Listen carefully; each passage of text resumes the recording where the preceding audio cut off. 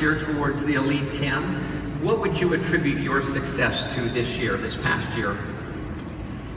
And what I really want to zero in on is behavior. We've talked a lot about kind of at a high level, but if you were to look at, you drill it down past the philosophy into what the behavior was that created the results.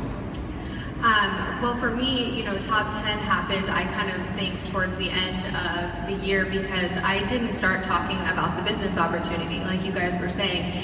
I was mentioning to, I think it was Jeremy on Wednesday night at the top 10 dinner, that I didn't recruit my first non-challenger coach until the end of summer. And that was a good way past halfway throughout the year. And it wasn't because I couldn't, or I didn't have people who wanted to hear about the opportunity.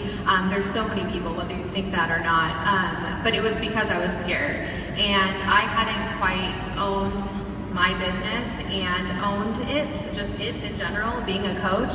And the minute that I did, and the minute I started talking to people about the business opportunity and explaining why this opportunity has changed my life, it's inspired so many people to join me as a coach. And for me, I'm kind of known as that girl who runs a lot of challenge groups, and I sell a lot of challenge packs. So going outside my comfort zone and talking about the business opportunity and talking about leadership and owning myself as me as a leader, not my upline or any of the other coaches that I absolutely look up to, was when my business finally started to change. And yeah, it hasn't even been 2 years, it'll be 2 years in May. So it's just been kind of a roller coaster. I've been hearing you guys talk about learning experiences and all of that, and I feel like it all happened in the last 9 months. So I'm trying to figure out what my learning experiences were. But to kind of compound that question that you asked about, also something that I wish I had done or started to do sooner was just simply talking about the business opportunity and not comparing myself to other people. I always tell my coaches to have blinders on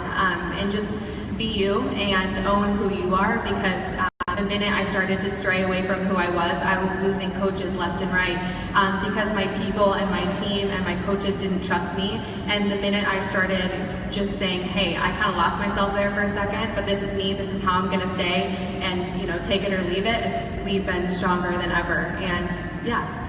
So you talked about the business opportunity, which I think is really key to present the whole, as Amy is saying, presenting the whole picture. How do you keep it non-icky? That's such a good question, because that's what I was so afraid of for so long, was being icky. For me, I was talking to Amy about this backstage, is I like to talk about the opportunities.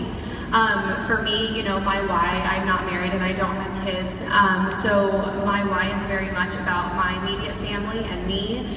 One of the biggest part of my why was I paid my parents back for my UCLA education for college, and for me, I talk about the opportunity. Things like, I just sent my parents on a vacation last week. Things like that. I talk about the opportunity and what this opportunity has allowed me to do.